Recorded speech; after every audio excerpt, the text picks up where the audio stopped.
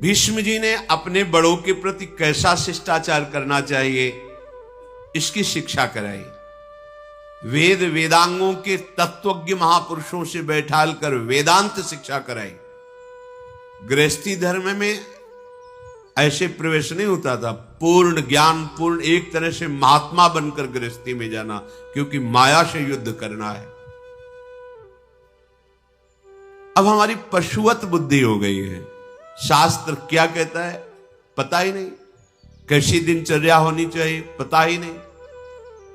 तो जो मन में आया वही आचरण।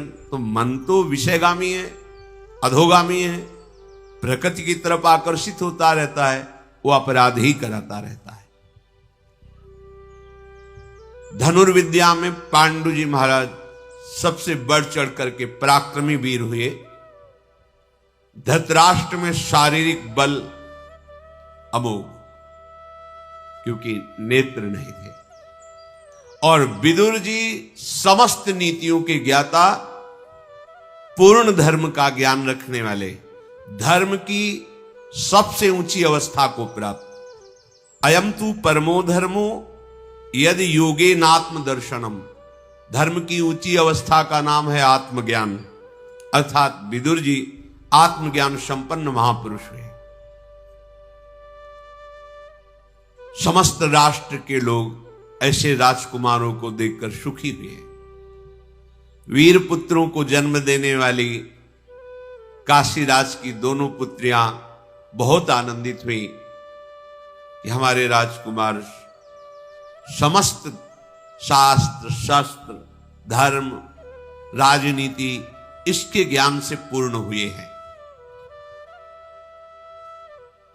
हस्तिनापुर के सिंहासन पर विराजमान करने के लिए जब बड़े बड़े धर्मज्ञों और भीष्म जी के साथ विचार हुआ, तो धृतराष्ट्र जी को आंखों से अंधे होने के कारण उन्हें राज्य नहीं दिया गया और महाराज पांडु को उस सम्राट पद पर अभिषिक्त करने का निर्णय लिया गया। गंगानंदन भीष्म जी बड़े ही तत्वज्ञानी महात्मा, महाभागवत और हर धर्म के ज्ञाता थे। विदुर जी को बुलाया और कहा, बेटा ये हमारा कुल सद्गुणों से संपन्न है और संपन्न बना रहे, इसलिए इसकी रक्षा करना धर्म से ही युक्त होकर के। और तुम्हें धर्म का पूरा ज्ञान है। भूतल पर तुम्हारे जैसा धर्म का ज्ञानी कोई नहीं है, क्योंकि साक्षात धर्मराज है। कैसी भी परिस्थिति हो तुम सदैव धर्म का ही उपदेश करना।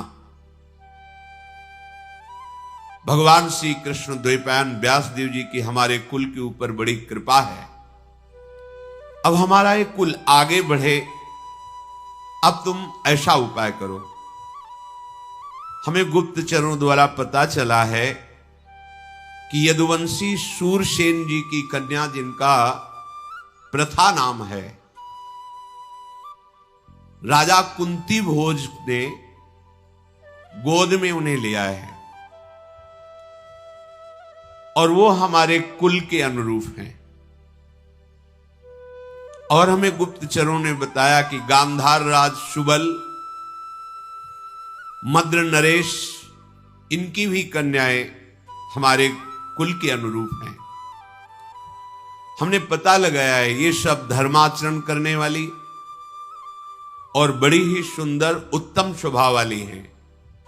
तो हमारे यहां इनका विवाह संबंध हो, ऐसा तुम विचार करो। भीष्म जी ने विदुर जी से कहा। विदुर जी बोले, भगवान आप हमारे पिता हैं, आप हमारी माता हैं, आप ही हमारे परम गुरु हैं। आप जैसा कह रहे हैं अक्षरशः सत्य है, वही विधान किया जाए जिससे तीनों राजकुमारियां हमारे यहां पधारे। भीष्म जी ने उत्तम ब्राह्मणों को सबसे पहले गांधार राज सुबल की पुत्री शुभलक्षणा गांधारी जी के यहां भेजा।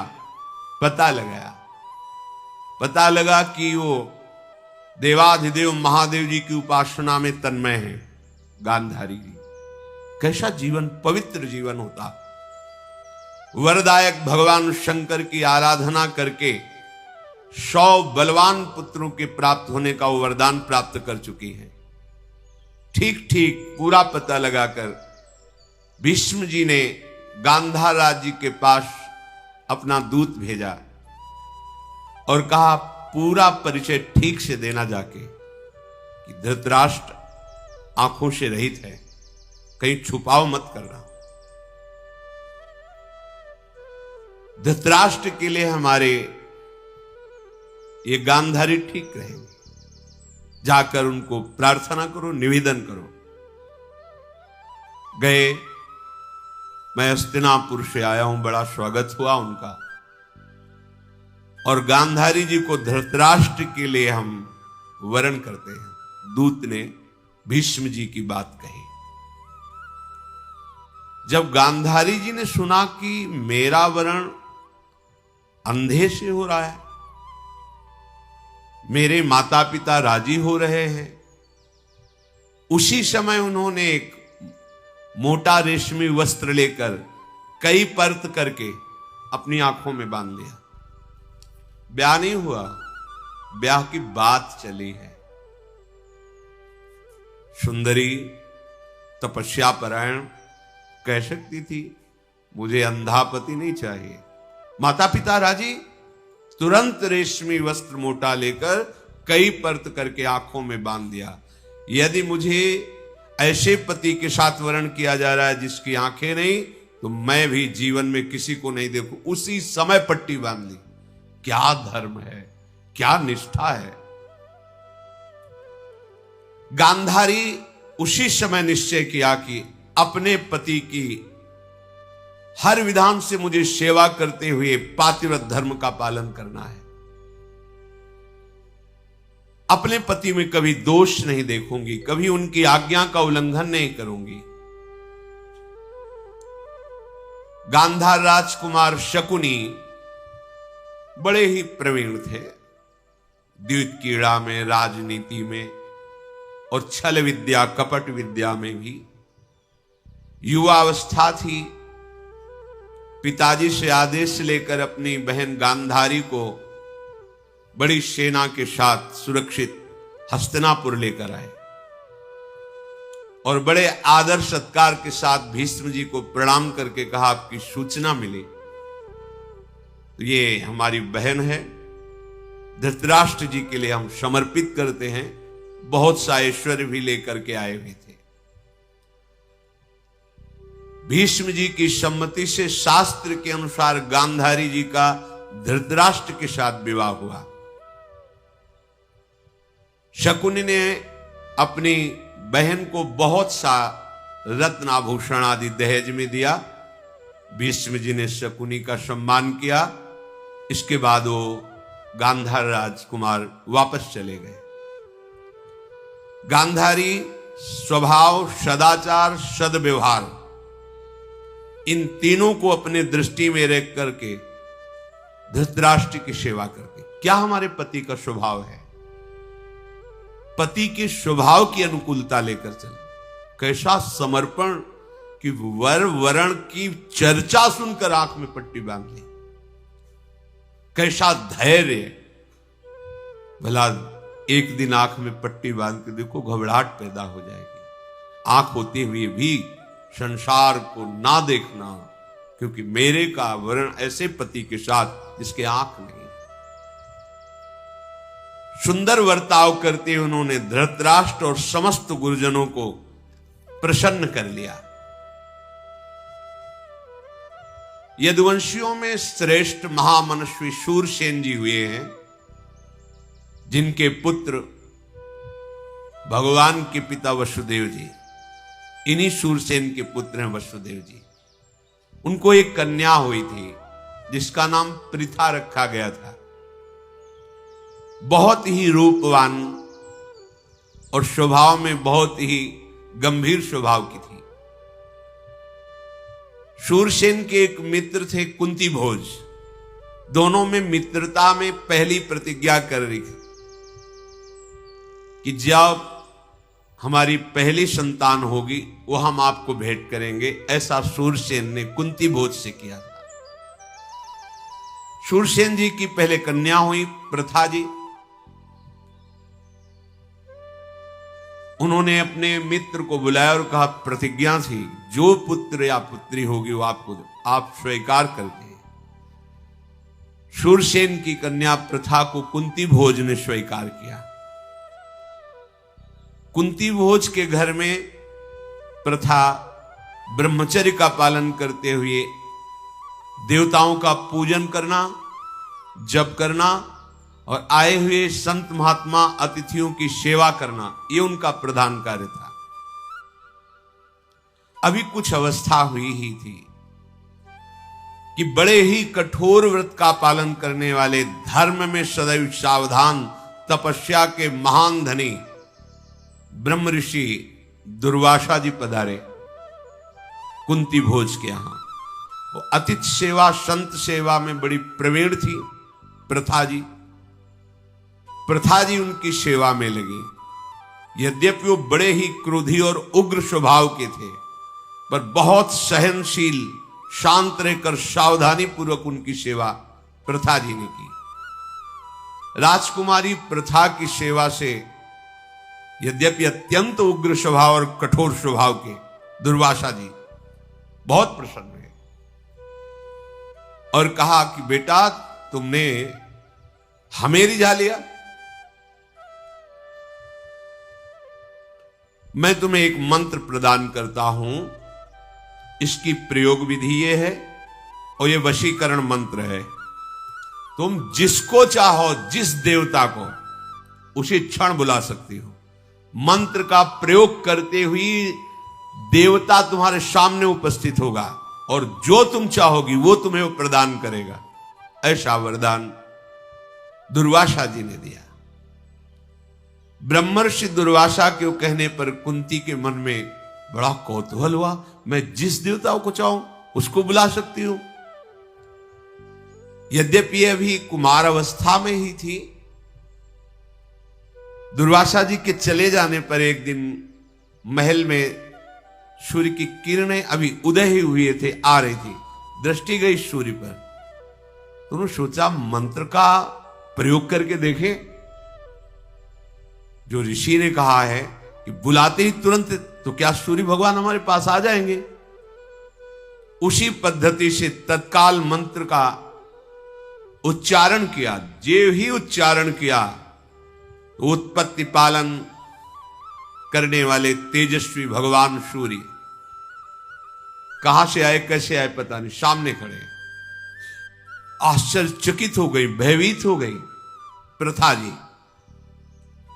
भगवान सूर्य आकर बोले, बुलाया, मैं उपस्थित हुआ। बोलिए किस कार्य के लिए बुलाया, कौन सा तुम्हारा प्रिय कार्य करूं? दुर्वासा जी के द्वारा दिए हुए मंत्र से प्रेरित होकर मुझे यहां आना पड़ा। कुंती जी ने हाथ जोड़कर कहा प्रणाम करके कि भगवान, बस ऋषि ने मंत्र दिया था, मैं उसका प्रयोग करके देखना चाहती थी कि क्या ऐसा होता है। आ गए, आपसे हमें कुछ नहीं चाहिए, आप पधारिए,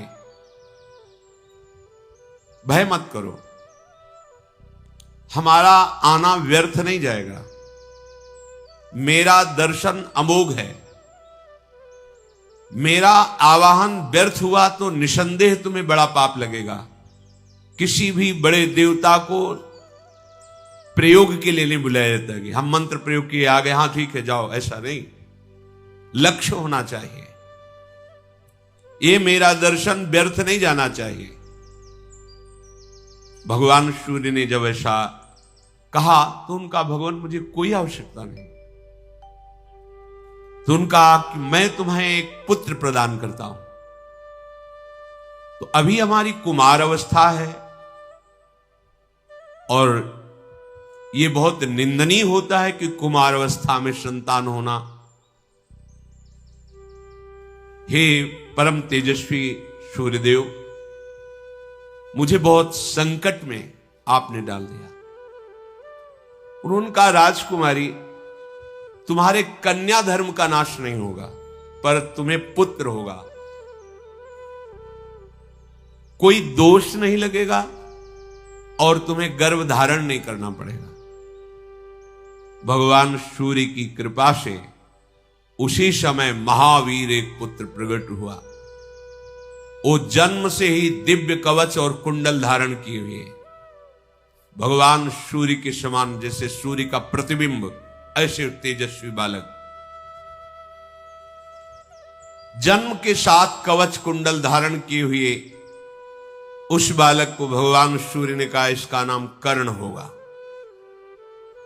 और सब लोकों में महान दानी और बड़ा वीर ये पुत्र होगा।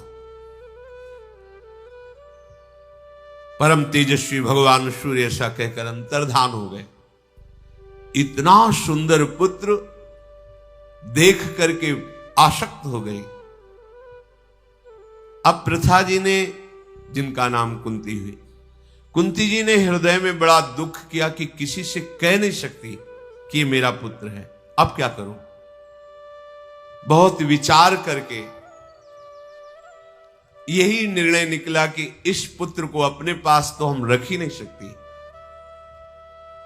गुप्त रूप से अपने को छिपाती हुई उस महाबली पुत्र कर्ण को जल में प्रवाहित कर दिया। ऐसे काष्ठ की उसमें जिसमें डूबे ना और कोई उठा ले, ऐसी भावना करके जल में छोड़े हुए उस नवजात शिशु को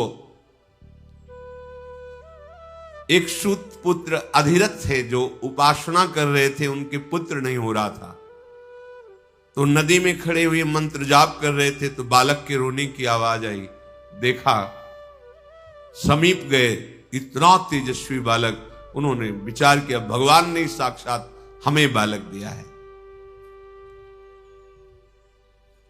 पत्नी सहित उस अपने बालक को लेकर के यही घोषित किया मेरा पुत्र है, और उस बालक का नाम कवच कुंडल आदि के साथ होने के कारण वसुसेन रखा। वसुसेन। धीरे धीरे बालक बड़ा हुआ, अस्त्र विद्या में बहुत प्रवीणता, उपासना में बहुत ही धैर्य। सूर्य उदय जिधर होता है उस तरफ मुख करके खड़े हो जाते हो, जब सूर्य पीठ पे लगते तब तक जल में खड़े हुए हाथ उठाए केवल मंत्र जपते रहते। बाल्यावस्था में कर्ण जी ये आराधना थी इनकी।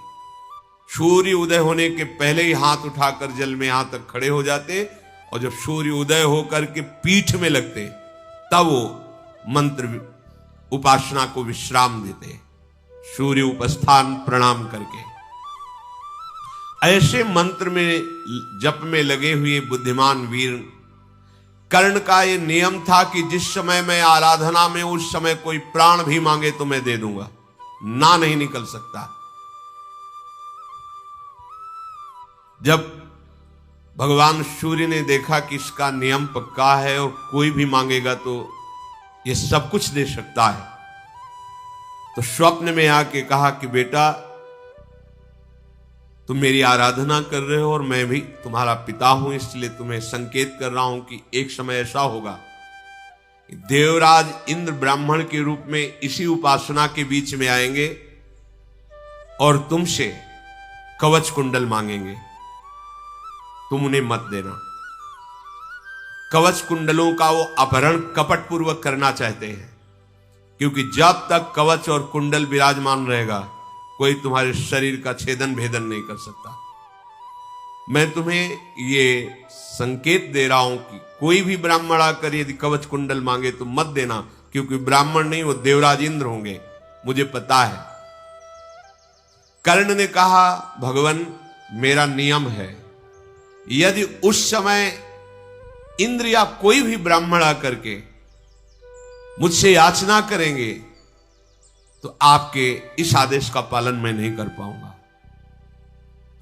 मैं उसके हित के लिए प्राण भी दे दूंगा। ये कवच कुंडल क्या है? और कहीं देवताओं के अधिदेवता इंद्रदेव ब्राह्मण रूप में आवे तो ये जान लेने पर भी कि वो मुझसे मांग रहे हैं देवराज इंद्र, मैं नहीं रुक सकता, मैं तो दूंगा ही। स्वप्न में ऐसा कहकर भगवान सूर्यदेव अंतर्धान हो गए। कर्ण ने विचार किया ये स्वप्न नहीं था, ये तो साक्षात जैसा ही था। एक दिन ऐसा ही हुआ, आगे ये सर्व विजयी ना हो, इस भाव को लेकर देवराज इंद्र ब्राह्मण के वेश में आए। जब कर्ण हाथ उठा करके मंत्र जप कर रहे थे, तब उनसे कहा मुझे भिक्षा दीजिए। कर्ण ने हाथ जोड़कर कहा आप बोले आपको क्या चाहिए। उनका तुम्हारे जन्म के साथ प्रकट हुआ एक कवच और एक कुंडल। उसी समय काट करके कुंडल और उधेड़ कर त्वचा से कवच दे दिया। कर्ण के लिए कोई अदेय नहीं था, दानियों में शिरोमणि थे। कवच और कुंडल लेकर के मुस्कुराते हुए कहा कि तुम्हारे जैसा नियम पालन करने वाला और दान देने वाला अद्वितीय वीर अभी मैंने नहीं देखा। जबकि तुम्हें पता है मैं कौन हूं, फिर भी तुम ऐसा साहस का काम किया। मैं बहुत प्रसन्न हूं, तुम जो चाहो मुझसे मांग सकते हो। तो उन्होंने कहा भगवान मुझे पता है आपके पास एक ऐसी शक्ति है, विश्व ब्रह्मांड में किसी के ऊपर चला दी जाए वो नष्ट ही हो जाएगा। मुझे वो शक्ति चाहिए, अमोघ वर्ची। देवता, असुर, मनुष्य, गंधर्व, नाग, राक्षस, कोई भी त्रिभुवन में जिसके ऊपर संधान कर दी जाए वो नष्ट ही हो जाएगा। देवराज इंद्र ने उनको अमोघ शक्ति प्रदान की। यह अमोघ कार्य करने के कारण इनका नाम कर्ण नाम हुआ, जो छेदन करके अपने कवच को और कुंडल को प्रदान किया। कुंती भोज की पुत्री विशाल नेत्र वाली कुंती जी जब यौवन अवस्था को, ये रहस्य किसी ने नहीं जाना, ये गुप्त रहा कि कुमार अवस्था में भगवान सूर्यदेव की कृपा से कर्ण का प्रादुर्भाव, ये अभी कोई नहीं जानता। कुंती जी जब युवा अवस्था को प्राप्त हुई, मनोहर रूप, तेजस्विनी, तो महाराज कन्या के पिता कुंती भोज ने बड़े बड़े राजाओं को बुलाया और स्वयंवर किया कि जिसे हमारी पुत्री कुंती स्वयं वरण करेगी, आप लोग विराजमान हुए, ये पसंद करेंगे। जब भीष्म जी को पता चला तो महाराज पांडु को भेजा। धृतराष्ट्र का ब्याह गांधारी से, महाराज पांडु को, भरतवंश शिरोमणि नृपश्रेष्ठ पांडु उस सभा में गए। सिंह के समान महान, बलशाली, तेजस्वी भगवान व्यासदेव जी के द्वारा प्रकट हुए हैं। उनको देखते ही कुंती जी के मन में आ गया अब किसी राजकुमार को देखने की जरूरत ही नहीं है। एक ही दृष्टि में महाराज पांडु को स्वीकार कर लिया और पांडु जी के गले में वरमाला डाल दी। जब राजाओं ने देखा कि वरण तो पांडु का हो गया, तो सब अपने वाहनों द्वारा वापस हो गए। कुरुनंदन पांडु कुमारी कुंती से संयुक्त होकर सची के साथ जैसे देवराजेंद्र शोभा पाते हैं, ऐसे शोभायमान हुए। कुंती भोज ने शास्त्रीय पद्धति से फिर पांडु का कुंती जी के साथ विवाह संस्कार किया। बहुत से धन और रत्नों को उन्हें दिया। पांडु को उनकी राजधानी हस्तिनापुर में सम्मान के साथ कुंती भोज ने कुंती के सहित बहुत धन ऐश्वर्य के साथ विदा किया। बड़े बड़े ब्राह्मण महर्षि आकर के पांडु को आशीर्वाद दिए। शांतनुनंदन भीष्म जी ने विचार किया चक्रवर्ती राजा की एक और रानी होनी चाहिए। बूढ़े मंत्री ब्राह्मण महर्षि चतुर्ंगिणी सेना के साथ मद्रास की राजधानी में स्वयं भीष्म जी गए। वाल्मीकि शिरोमणि राजा शल्य ने जब सुना महापराक्रमी महाभागवत भीष्म जी पधारे हैं तो नगर से बाहर निकलकर उनकी अगवानी की, स्वागत सत्कार किया, महल में ले गए, सुंदर आसन पाद्य अर्घ आदि देकर उनकी पूजा की। भीष्म जी से कहा आपका आगमन व्यर्थ नहीं हो सकता, आप आगमन का प्रयोजन बताइए। भीष्म जी ने कहा मद्राज, मैंने सुना है तुम्हारी एक बहुत ही सुंदर सुशील कन्या है, मैं उसके लिए आया हूं। उस यशस्वनी को जिसका नाम माद्री है, अपने पांडु के लिए मैं उसे वरण करता हूं। उनका राजन, ये तो हमारे भाग्य की बात है कि स्वयं भीष्म मांग रहे हैं पांडु के लिए, पर हमारे यहां एक नियम है, कुल परंपरा से चला आ रहा है कि हम कन्या उसी को देते हैं जो ऐश्वर्य हमें समर्पित करता है। ये परंपरा चली आ रही है, हमारा कुल धर्म है, और जो हमारे बुजुर्ग करते चले आ रहे हैं वही हमें प्रमाण मानना है। भीष्म जी ने कहा स्वेच्छा से हम दे या आप अंक बोलेंगे? उनका नहीं, कुछ भी, बस एक नियम है। भीष्म ने बहुत से रत्न आभूषण, सब हाथी घोड़े बहुत से दिए। महातेजस्वी भीष्म जी ने तृप्त कर दिया शल्य को, स्वर्ण आभूषण, शास्त्रों विचित्र प्रकार के रत्न, हाथी घोड़े, रथ, वस्त्र, अलंकार, मणि, मोती, मूंगे ढेर लगा दिए भीष्म जी। शल्य ने वस्त्राभूषणों से विभूषित करके राजा पांडु के लिए कुरुश्रेष्ठ भीष्म को कन्या समर्पित की। गंगानंदन भीष्म माद्री जी को लेकर हस्तिनापुर आए और ब्राह्मणों द्वारा राजा पांडु की दूसरी ब्याह पद्धति माद्री के साथ पूर्ण किया। कुंती और माद्री जी, पांडु की दो पत्नियां, धृतराष्ट्र की श्री गांधारी जी। राजाओं में श्रेष्ठ महाराज पांडु अपनी दोनों पत्नी कुंती और माद्री के साथ आनंद पूर्वक महल में रहने लगे। भीष्म जी ने संकेत किया कि चक्रवर्ती सम्राट सिंहासन पर वही सुशोभित होता है जो पूरी पृथ्वी पर विजय प्राप्त कर सके। महलों में ही रहने का अवसर नहीं, ब्याह हो गया है, निकलो और पूरे विश्व को परास्त करके फिर सिंहासन पर बैठो। आज्ञा के अनुसार समूची पृथ्वी पर विजय प्राप्त करने के लिए राजधानी से बाहर निकले महाराज पांडु। भीष्म जी के चरणों में मस्तक रखकर झुकाया, ब्राह्मणों ने मंगलाचरण किया। पांडु देव कुमारों के समान महान तेजस्वी बलशाली थे। अपने सैनिकों के साथ शत्रुओं, जो राजशत्रु थे, उन पर धावा बोला।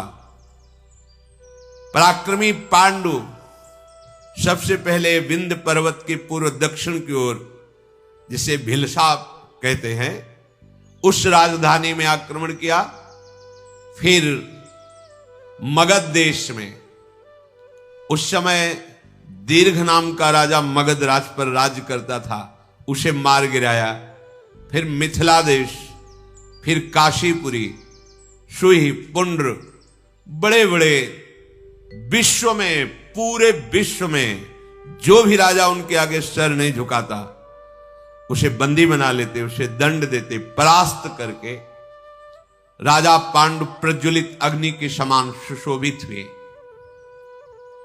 सेना सहित पांडु अपार संपत्ति, जो राजा मित्र थे वो भेंट देते, जो शत्रु थे उनको बंदी बनाकर बहुत सी संपत्ति, ढेर के ढेर, पहाड़ के पहाड़ जैसे मणि, मोती, मूंगे, सुवर्ण, चांदी, गौरत्न, अश्वरत्न, रथरत्न, हाथी, ऊंट, बहुत सी मृगचर्म, क्या क्या सामग्री हस्तिनापुराधीश राजा पांडु जीत करके लाए। हस्तिनापुर में जब लौट कर आए तो उनका स्वागत हुआ। राजा पांडु जब नगर के निकट आए तो भीष्म जी ने उनकी अगवानी की। देखा अपार संपत्ति, आनंद बढ़ाने वाले पांडु निकट आकर महाभागवत भीष्म जी के चरणों में प्रणाम किया, सबका सम्मान किया। शंख तुरही मृदंग आदि से पांडु जी का स्वागत हुआ। सबसे पहले पांडु जी ने सारी संपत्ति अपने बड़े भाई धृतराष्ट्र के हाथ में दी। ये मर्यादा, यद्यपि राजा पद पर आप हैं, पर अधिकारी धृतराष्ट्र जी हैं, क्योंकि बड़े हैं। धृतराष्ट्र की आज्ञा से फिर भीष्म जी को, सत्यवती जी को, अंबिका अंबालिका को प्रणाम नमस्कार और ये भेंट समर्पित की। विदुर जी के लिए भी संपत्ति का विभाग किया, सब पूरे नगर को बंटवाया संपत्ति। सत्यवती ने पांडु द्वारा जीत कर लाए हुए शुभ धन से खूब प्रजा को संतुष्ट किया। धृतराष्ट्र ने उस धन से ब्रह्म ऋषियों को मिलाकर 100 अश्वमेध यज्ञ करवाए। अब विचार किया महाराज पांडु ने, विजय भी हो गई, अब एकांतवास करके भजन भी करना चाहिए। अपनी दोनों पत्नियों को लेकर, कुछ अंगरक्षकों को लेकर राजमहल के सुख को छोड़कर वन में वास करने का विचार किया कि वहां जो हिंसक, प्रजा में संक्रामक रोग फैलाने वाले पशु हैं, उनका शिकार और एकांत में मंत्र जाप आदि करते हुए कुछ समय, क्योंकि युद्ध आदि में बहुत हत्याएं होती हैं। हिमालय के दक्षिण भाग की रमणीय भूमि में पर्वत के शिखरों पर विचरते हुए वहां निवास करने लगे। कुंती और माद्री के साथ में वहां तलवार, बाण, धनुष, विचित्र कवच धारण करके भ्रमण करते। पांडु को देख करके वनवासी ऋषि मुनि बहुत सुखी हुए कि रक्षा करेंगे। धृतराष्ट्र की आज्ञा से प्रेरित होकर बहुत से गुप्तचर पांडु की सुरक्षा में गुप्त रूप से रहते। यद्यपि उन्होंने ऐसा कहा नहीं था, पर उस सुरक्षा में रहते, क्योंकि चक्रवर्ती सम्राट है, कोई आक्रमण न करे। समय बड़ा विचित्र होता है, सब समय सुख जैसा ही नहीं रहता कि एक सुख का कार्य चल रहा है तो सुख ही बना रहेगा। भीष्म जी ने विदुर जी का भी विवाह करवा दिया। अगर हमारा जीवन भगवान से युक्त है तो कोई भी विपत्ति चाहे जितनी बड़ी हो वो परास्त नहीं कर सकती। ये जो हाहाकार मचता है हमारे हृदय में, उसका कारण होता है धर्म का आश्रय नहीं, सत्य का आश्रय नहीं, भगवान का आश्रय नहीं। इधर एक दिन भगवान व्यासदेव जी महल पधारे तो गांधारी जी ने भगवान व्यासदेव जी की सेवा की। व्यास देव की ऐसी सेवा की व्यास भगवान बहुत प्रसन्न हुए। कहा तुम्हारी जो कोई मनपसंद वस्तु या जो भी चाहना हो। उन्होंने कहा कि मेरी यही चाह है कि महाबलवान मेरे 100 पुत्र हो। भगवान व्यासदेव जी ने कहा तथास्तु, ऐसा ही हो। धृतराष्ट्र के द्वारा गांधारी ने गर्भ धारण किया, पर 2 वर्ष व्यतीत हो गए, ना गर्भ बढ़ा, बस एक मांस का पिंड जैसा, और ना गर्भ प्रसव हुआ। गांधारी जी को बड़ी चिंता हुई कि भगवान व्यासदेव जी के आशीर्वाद से गर्भ हुआ है। जब गांधारी जी को 1 वर्ष गर्भ धारण किया था, उधर महाराज युधिष्ठिर का प्रादुर्भाव हुआ था, आगे प्रसंग में आएगा। युधिष्ठिर का प्रादुर्भाव गुप्तचरों ने जब बताया तो बहुत कष्ट हुआ गांधारी को, क्यों हमसे तो छोटी है, इतना तेजस्वी पुत्र, 100 पुत्र होने थे हुआ, तो अपने पेट पर बहुत प्रहार किया। 2 वर्ष गर्भ धारण करने पर भी कोई हलचल नहीं, कोई कुछ नहीं। बड़ा उनको गुस्सा आया, प्रहार किया, मूर्छित हो गई।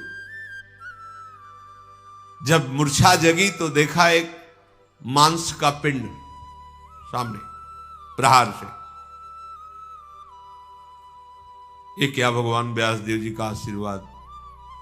कोई आकृति नहीं, कोई ऐसा नहीं कि कोई हाथ पैर नाक, बस मांस का पिंड, और वो भी लोहे के समान कठोर। बड़ा शोक हुआ, 2 वर्षों तक इसको गर्भ में धारण किया, किस काम का। दासियों से कहा फेंक दिया जाए। जो ही दासियों ने उठाया, भगवान व्यासदेव जी आ गए, ये क्या कर रहे हो? तो उनका भगवान इसका क्या करे? तो मांस का पिंड है। व्यास जी ने कहा मांस का पिंड नहीं है, हमारा आशीर्वाद है, जो हमने तुम्हें आशीर्वाद दिया था।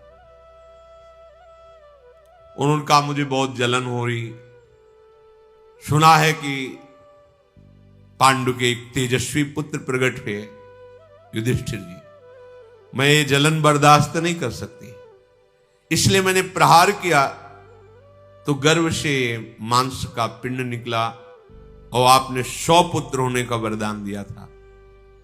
भगवान व्यासदेव जी ने कहा विश्वास करो राजकुमारी, मैं कभी हास परिहास में भी मिथ्या नहीं बोलता, फिर आशीर्वाद या वरदान देने पर मिथ्या हो जाए, ऐसी कैसी बात हो सकती है?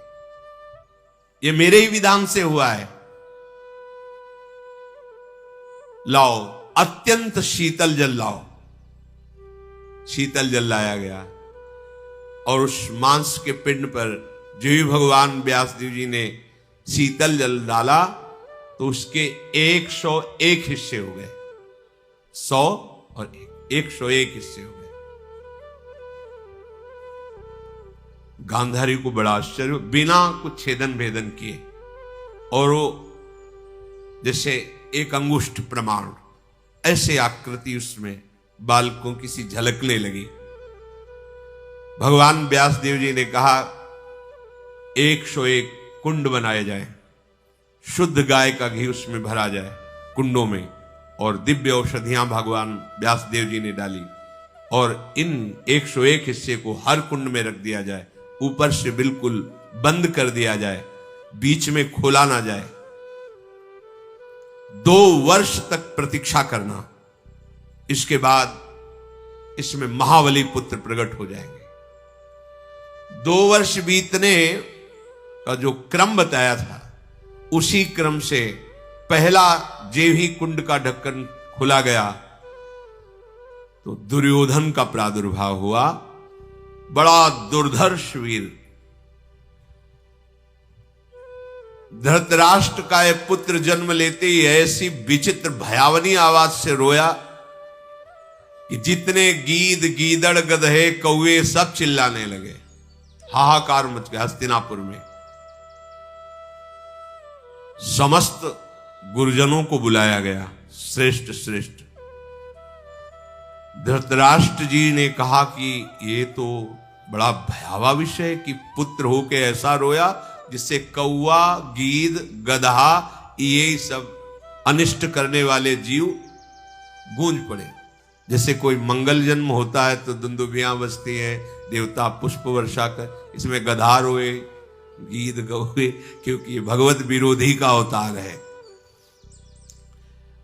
ये मेरा ज्येष्ठ पुत्र है, क्या ये राजा बनने लायक है? विदुर जी, भीष्म जी, बड़े बड़े महात्मा, उनके बीच में धृतराष्ट्र जी ने कहा। बड़े बड़े ब्रह्म ऋषियों ने विचार किया, फिर परम धर्मात्मा विदुर जी बोले, नरश्रेष्ठ, आपके पुत्र के जन्म होने में जो अपशकुन हुए हैं, इनका विचार कर मैं कहता हूं यही पुत्र तुम्हारे वंश का समूचे विनाश करवा देगा। मेरी सलाह है इसको तुरंत मार दिया जाए या इसको तुरंत फेंकवा दिया जाए, बिल्कुल ना रखा जाए। इसकी रक्षा की गई तो कोई रक्षा लायक नहीं रहेगा आपके कुल में, इसको हटा दिया जाए। 99 पुत्र आपके रहेंगे, बड़ा पुत्र आप इसको नष्ट करवा दीजिए। यदि शांति चाहते हो तो एक पुत्र का त्याग कर दो। हम नीति को जानते हैं, अगर एक पुत्र के द्वारा पूरे कुल का नाश हो रहा हो तो उस पुत्र को त्याग देना चाहिए। नीति कहती है समूचे कुल का नाश ठीक नहीं है। अगर एक गांव में एक कुल ऐसा हो जो पूरे गांव को नष्ट कर रहा हो तो उसको गांव से निकाल देना चाहिए। अगर देश का पूरा नाश कर रहा हो एक गांव तो उसको नष्ट कर देना चाहिए, ऐसी राजनीति कहती है। धृतराष्ट्र ने कहा यह सलाह हमारे को अच्छी नहीं लगी, पहला ही पुत्र तुम कह रहे हो त्याग दो।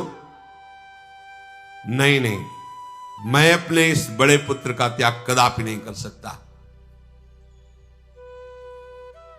धीरे धीरे कुंड खोले गए, दुशासन आदि 100 कुंडों में 100 पुत्र, और जो आखिरी कुंड उसमें एक कन्या दुश्शला नाम की प्रकट हुई। तो 101 भाग में 100 पुत्र और एक कन्या प्रकट हुई। महाराज धृतराष्ट्र बहुत प्रसन्न हुए कि अब हमारे 100 पुत्र एक कन्या। जिस समय ये धृतराष्ट्र जी से गांधारी गर्भवती थी, उस समय उनकी सेवा में एक वैश्य कुल की दासी रहती थी। तो उससे युयुत्स नाम का महाबली पुत्र धृतराष्ट्र जी से प्रकट हुआ। ये अलग है, 100 से अलग है। ये महात्मा पांडु जी माद्री और कुंती के साथ वन में रहते थे। एक दिन की बात, ये विचर रहे थे तो ऐसा कभी तेजस्वी मृग ही नहीं देखा था जैसा देखा, और वो मैथुन धर्म से युक्त था। पता नहीं इनके मन में क्या आया। वैसे सिद्धांत है, कोई भी जीव मैथुन कर रहा हो तो एक बार के बाद दोबारा दृष्टि नहीं जानी चाहिए, फिर उनको विक्षेप पहुंचाना तो बिल्कुल ठीक नहीं। कोई भी जीव जंतु से उनको बिल्कुल ठीक नहीं, पर प्रभु की लीला ही होगी। इतने धर्मज्ञ राजा को उस समय बात समझ में नहीं आई, और राजा का अधिकार होता है, जैसे प्रजा ऐसे वन सब उसके अंदर होता है। राजा पांडु ने इतना तेजस्वी मृग और मृगी को देखकर विचार किया कि बहुत अच्छी मृगशाला बनेगी। 5 सुंदर बाणों से उस समय, जिस समय मैथुन धर्म से युक्त, एक साथ बींध दिया। जे ही बींधा तो ही आवाज आई, ये कौन सा मेरा अपराध था राजा, तूने विचार नहीं किया? उनके होश उड़ गए कि मनुष्य आवाज कैसी। समीप गए तो दोनों मृग शरीर, मृग और मृगी, एक साथ 5 बाणों से बिंधे हुए तड़प रहे थे। ऐसी अवस्था में देख करके महाराज को हुआ कि आवाज किधर से आई थी ये। उनका राजन, तुम बुद्धि शून्य हो, इस समय तुमसे पाप बन गया। क्रूरतापूर्ण कर्म आपको सुशोभित नहीं देता। आपका बुरा प्रारब्ध लागू हो गया है, क्योंकि आप बुद्धिहीनता का महान पाप कर्म कर बैठे।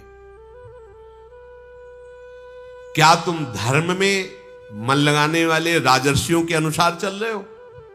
ये जो आचरण किया, मैं काम के वशीभूत था और तुमने उस समय मेरा प्राण हरण करने के लिए बाणों से भेदन किया। पांडु बोले, शत्रुओं का वध करना और मृगया करना ये राजाओं का धर्म बताया गया है। तुम कैसे कह सकते हो कि मैंने अधर्म किया? मृगों का वध करना ये राजाओं के स्वभाव में होता है। मैंने मोहवश या पापवश या निंदनीय कोई आचरण नहीं किया आज तक। प्रकट या अप्रकट रूप में तुम कोई भी हो, मृग रूप में थे हो, मृगया करना हमारा धर्म है, इसलिए तुम्हारा निंदा करना उचित नहीं है मेरी।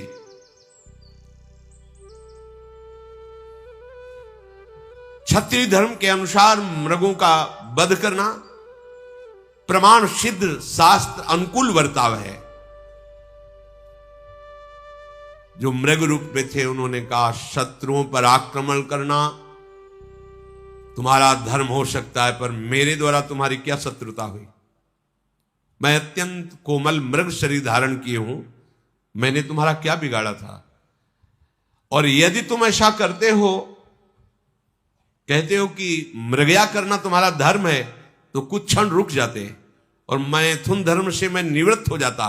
उस समय तुम बाण संधान करते तो धर्मयुक्त था। ये कौन सा धर्म है? पांडु बोले, शिकार के समय नहीं देखा जाता है कि वो किस स्थिति में है, इस स्थिति में आवे तब शिकार किया जाए।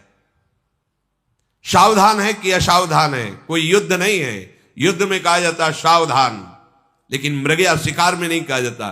तुम व्यर्थ में मेरी निंदा मत करो। मृग से आ जाए, मैं अपने मारे जाने के कारण तुम्हारी निंदा नहीं कर रहा हूं। तुम मृगों को मारते हो, मुझे तो बस इतना कहना है कि तुम में तनिक भी दया नहीं। जब मैथुन धर्म से युक्त, तो तुमने प्रतीक्षा भी नहीं कि उसी समय मुझे बेध दिया। ये कोई भी दयालु प्राणी नहीं कर सकता। जब कोई जीव मैथुन धर्म से युक्त हो तो विवेकशील पुरुष को चाहिए उससे दूरी हट जाए। धर्म ऐसा कहता है। मैं कोई मृग नहीं हूं, मेरा नाम किंदम ऋषि है और मैं इसी वन में अपनी पत्नी के साथ कठोर तपस्या से युक्त हूं। संतान की लालसा से, कामरूपी पुरुषार्थ की प्राप्ति के लिए मेरी पत्नी ने मुझे प्रेरित किया। तो दिन में मैथुन करना पाप है, शास्त्र विरुद्ध है। गृहस्थ धर्म से युक्त होने पर भी दिन में मैथुन नहीं करना चाहिए। पर मेरी पत्नी की विशेष प्रेरणा के कारण फिर हम दोनों ने अपने तपोबल से मृग रूप धारण किया कि पशु के लिए कोई धर्म नहीं होता। पशु के लिए धर्म है, ऋषि के लिए धर्म, मनुष्य के लिए धर्म है। इसलिए मैंने पशु रूप धारण किया। मैं फल मूल का आहार करके निरंतर मंत्र में स्थिति प्राप्त किया हुआ मुनि हूं। शाम दम्स का पालन करने वाला हूं।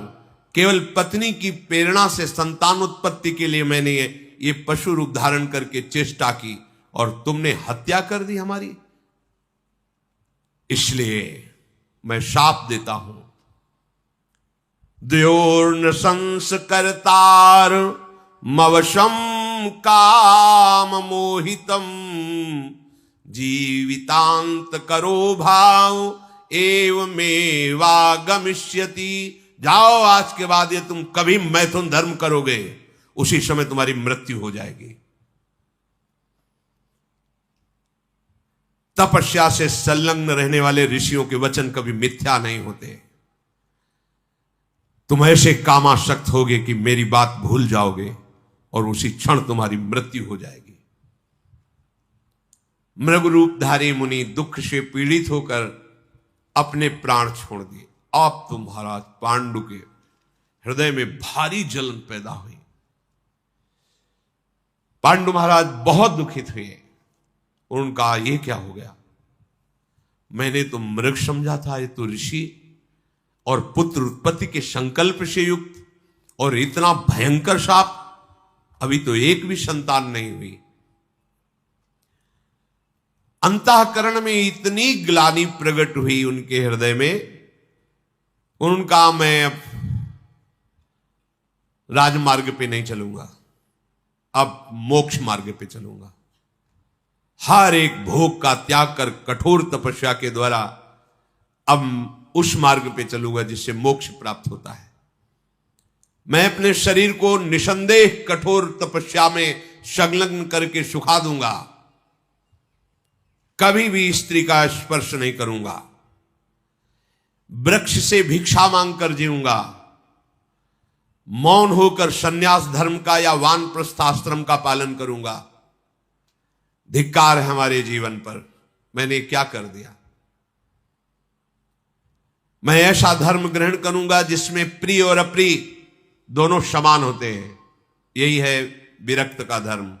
उसका ना कोई प्रिय होता ना कोई अप्रिय होता है। मैं किसी के वियोग का कभी शोक नहीं करूंगा, किसी के संयोग से कभी हर्षित नहीं होऊंगा। यह है विरक्त धर्म। आए की हुज्जत नहीं, गए की तलाश नहीं। कोई हमारी निंदा करे स्तुति करे, दोनों में समान रहूंगा।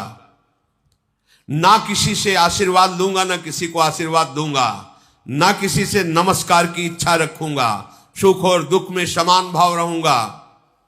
कभी आज से किसी की हंसी नहीं उड़ाऊंगा, किसी को कठोर वचन नहीं बोलूंगा, किसी से क्रोध नहीं करूंगा और कभी किसी को दंड नहीं दूंगा। यह है वैराग्य मार्ग। मैं हर स्थिति में अपने हृदय को प्रसन्न रखूंगा। आज से मैं चराचर प्राणी को अभय प्रदान करता हूं, किसी को दंड नहीं, किसी को दुख नहीं, किसी को मारूंगा नहीं। यदि भिक्षा मिली तो ठीक, नहीं मिली तो कई कई दिन तक भूखा रहूंगा। कभी मैं भरपेट भोजन नहीं करूंगा और किसी दूसरे का आश्रय नहीं लूंगा, राजा या गृहस्थ आदि का। लोभवश किसी से मिलूंगा नहीं, अपनी जीविका का कोई साधन नहीं करूंगा। अगर एक आदमी हमारी बाह काटेगा और दूसरी बाह में चंदन लगाएगा तो मेरी तरफ से दोनों के लिए बराबर भाव रहेगा। जीने और मरने दोनों इच्छाओं का मैं त्याग करता हूं। बड़ा कठोर हृदय में नियम लेकर महाराज पांडु बहुत दुखित हो गए। कुंती और माद्री जी ने जब देखा, महाराज पांडु ने कहा, देवियों तुम हस्तिनापुर लौट जाओ। अंबिका अंबालिका जो मेरी मां है, विदुर जी, भीष्म जी, संजय जी, धृतराष्ट्र जी, सत्यवती जी, इन राजपुरोहित सबको मेरे इस कठोर व्रत की सूचना दो। मैं हस्तिनापुर पद का त्याग करता हूं और वनवासी स्वरूप होकर अपने जीवन को मोक्ष मार्ग में लगाता हूं।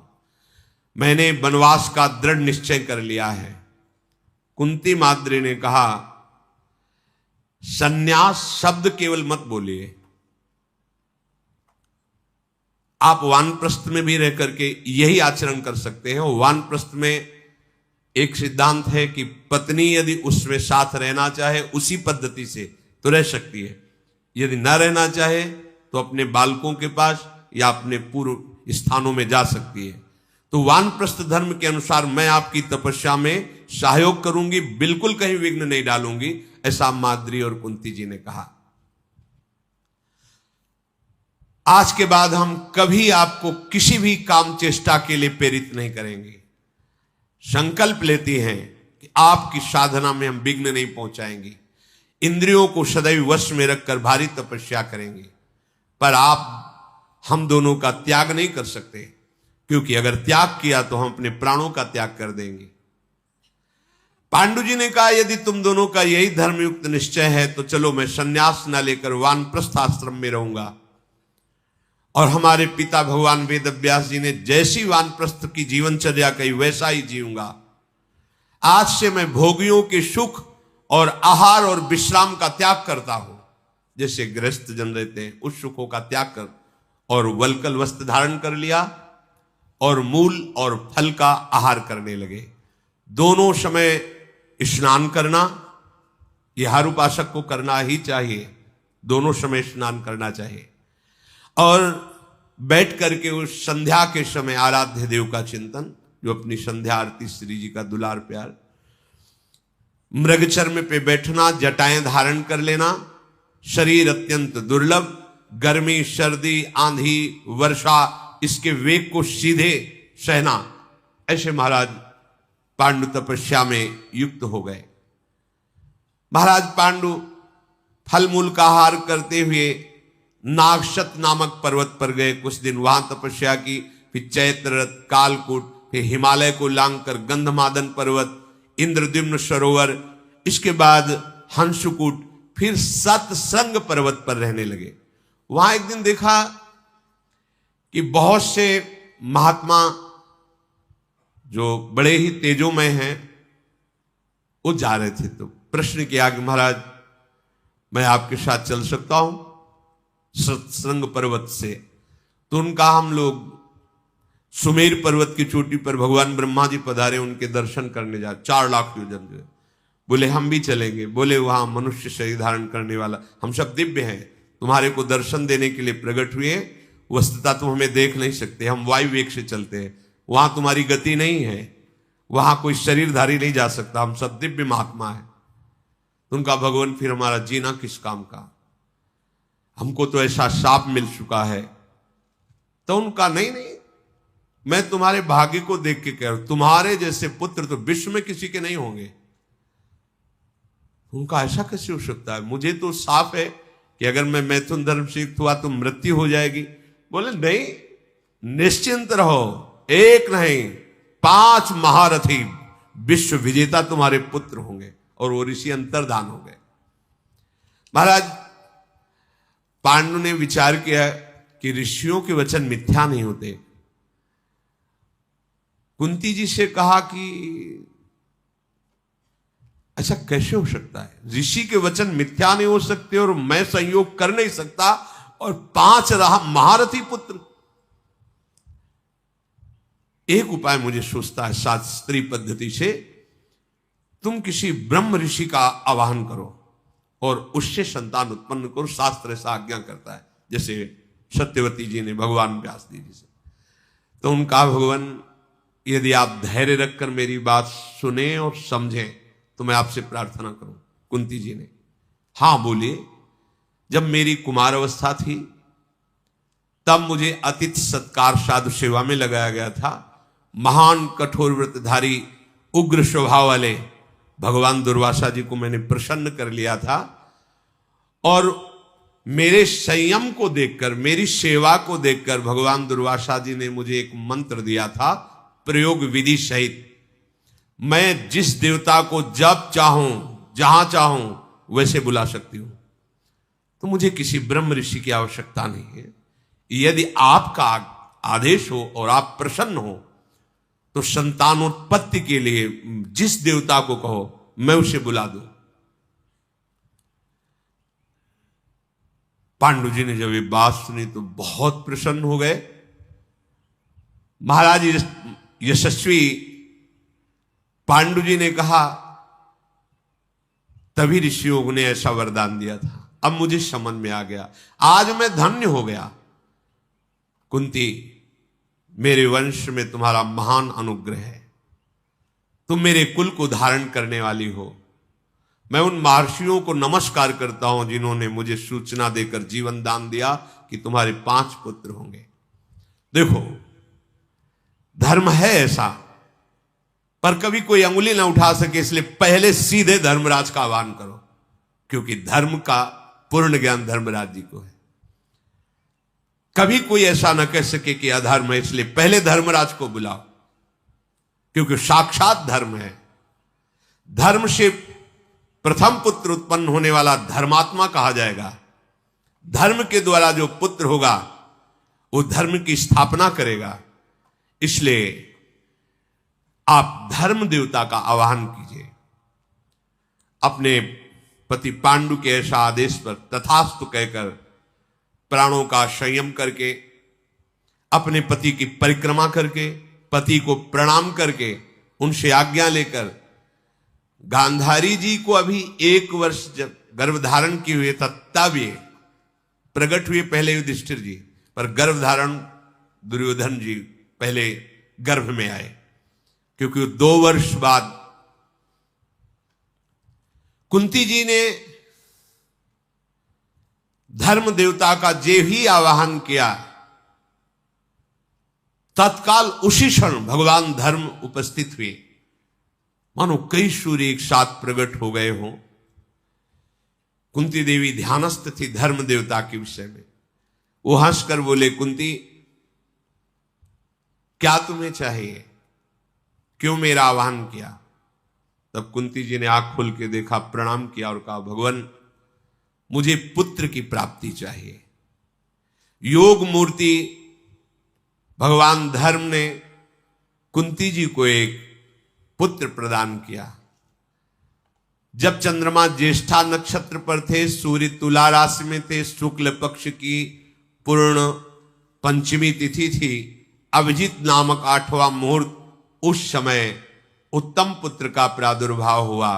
जन्म लेते ही आकाशवाणी हुई, ये महान श्रेष्ठ साक्षात धर्म है, धर्मात्माओं में अग्रगण्य है और ये पराक्रमी, उदार, दूसरे का हित करने वाला, अजात शत्रु, सत्यवादी महात्मा, ये धर्मराज युधिष्ठिर के नाम से प्रसिद्ध होगा। महाराज युधिष्ठिर का प्रादुर्भाव धर्म देवता से हुआ। धर्मात्मा पुत्र को पाकर पांडु को बड़ा उत्साह और लोभ प्रकट हुआ।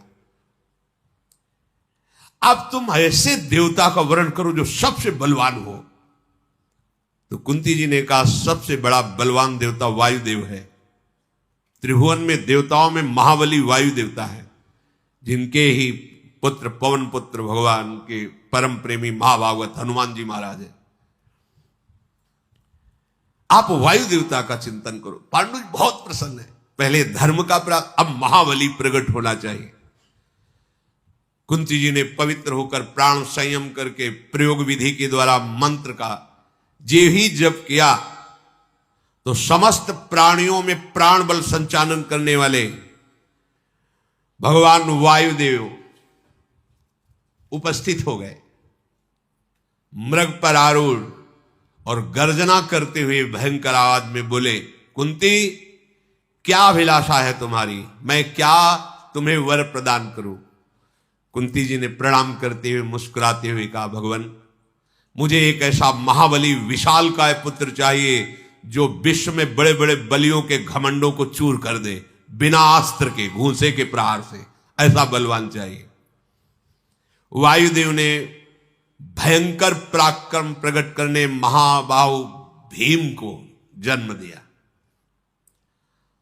महाबली पुत्र जब वायु देवता से प्रकट हुआ तो आकाशवाणी हुई, कुंती, इसके समान बलवान विश्व में कोई नहीं, महाबलशाली है।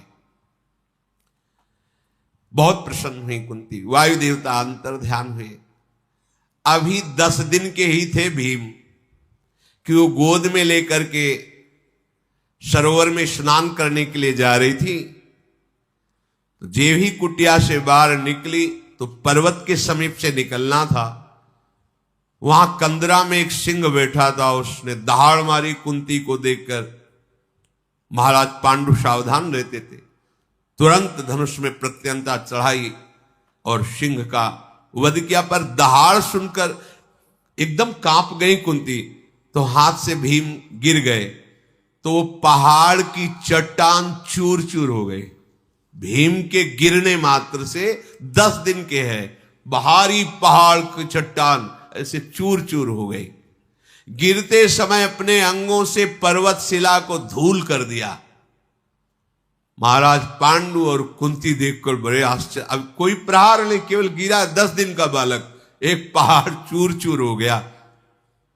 चंद्रमा मघा नक्षत्र पर, बृहस्पति सिंह लगन पर, सूर्यदेव दोपहर के समय त्रयोदशी तिथि को मैत्र मुहूर्त में अविचल बल वाले भीमसेन का जन्म हुआ। जी, इधर भीमसेन का जन्म हुआ था, उधर दुर्योधन का जन्म हुआ था।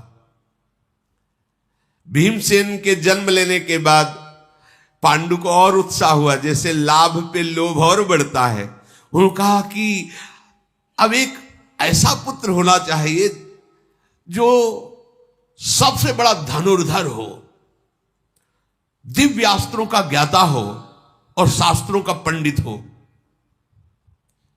कुंती जी देख रही कि महाराज का लोभ बढ़ता ही जा रहा है। उनका ऐसे तो देवराज इंद्र हैं, समस्त दिव्यास्त्रों के ज्ञाता, शास्त्रों के ज्ञाता। वो देवराज इंद्र को बुलाओ। तो उनका देवताओं के राजा है। कुछ समय हमें चाहिए। एकांत में होकर के कुंती जी ने तपस्या और मंत्र अनुष्ठान से देवराज को संतुष्ट किया। फिर आवाहन किया।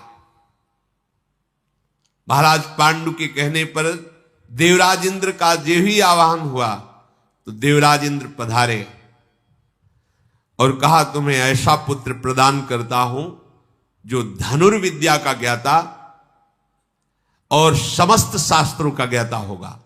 फाल्गुन मास दिन के समय पूर्वा फाल्गुनी उत्तरा फाल्गुनी नक्षत्र के संधि काल में फाल्गुन मास फाल्गुनी नक्षत्र में जन्म लेने के कारण उस बालक का नाम फाल्गुन हुआ, जिसे अर्जुन नाम से पुकारा गया। देवराज इंद्र के द्वारा अर्जुन का प्रादुर्भाव हुआ। जब अर्जुन प्रकट हुए तो आकाशवाणी हुई, कुंती देवी, ये समस्त प्राणियों का हित करने वाला, इतना बलवान तेजस्वी, भगवान शंकर के समान इसकी भुजाओं में बल, देवराज इंद्र के समान ये धनुर्विद्या का ज्ञाता और वामन भगवान के समान देवताओं को सुख प्रदान करने वाला, इसका नाम अर्जुन होगा। ये सदैव तुम्हारी प्रसन्नता को बढ़ाएगा। माद्री जी ने देखा कि कुंती जी के तो 3 तेजस्वी पुत्र हो गए, पांडु जी के समीप आई और कहा, भगवान मैं तो कह नहीं सकती कुंती जी से। क्यों? क्योंकि देखो हर तरह से मैं उनसे सुंदर हूं और सौभाग्यशाली हूं, पर मुझे महारानी पद नहीं मिला। महारानी पद कुंती को मिला क्योंकि पहले उनका वर्ण किया। मैं किस बात में कमी हूं, ये बात सहती रही।